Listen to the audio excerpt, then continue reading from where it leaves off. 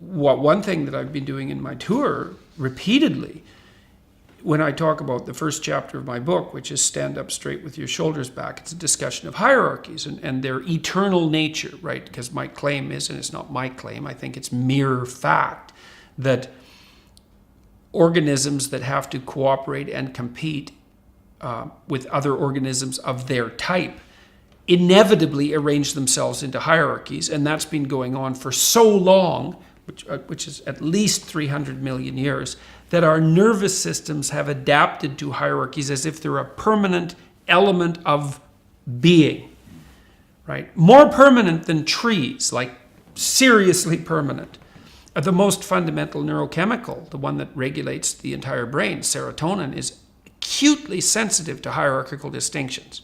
And so that's part of the proposition. So the reason I laid that proposition forward was to say, whatever pitfalls hierarchies might produce, you cannot lay them at the feet of the West, patriarchy, or capitalism. It's like, that's a non-starter. You're wrong. And not just a little bit wrong.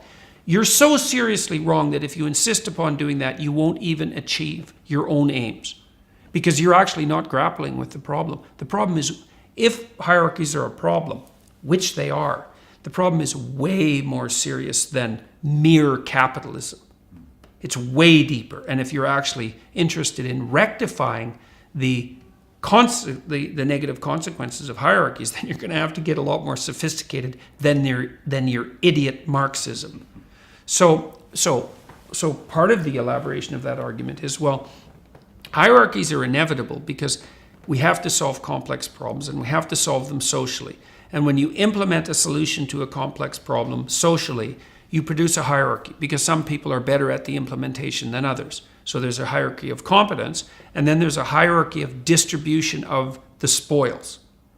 And in both of those hierarchies, you get a disproportionate clumping of resources at the top and dispossession at the bottom. It's in the nature of hierarchies. So what's the left for?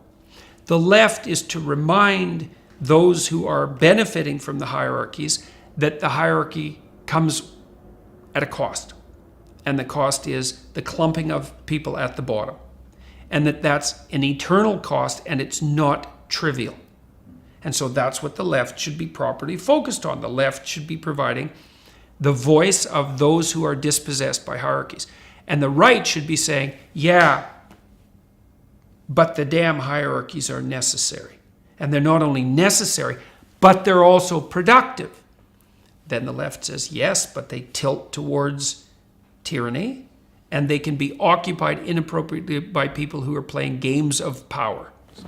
Fair enough, the right has to take that into account. The hierarchy can rigidify and is likely to do that, and it can be taken over by people who are corrupt, and that's likely to happen. And so, but it's okay because the dialogue can work out. The right can say, well, yeah, we need the damn hierarchies and they need to be buttressed, and the left can say, yes, but they have to be maintained properly so they don't deteriorate and degenerate.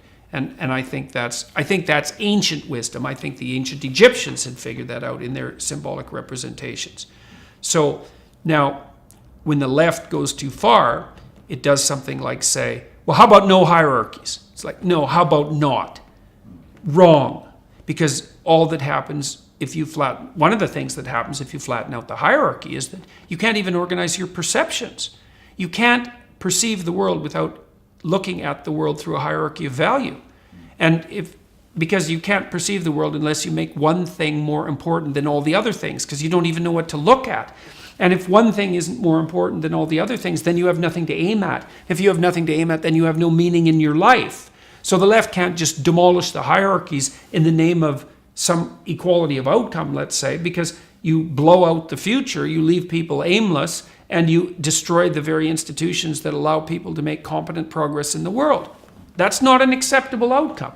So we have to agree to live with the tension.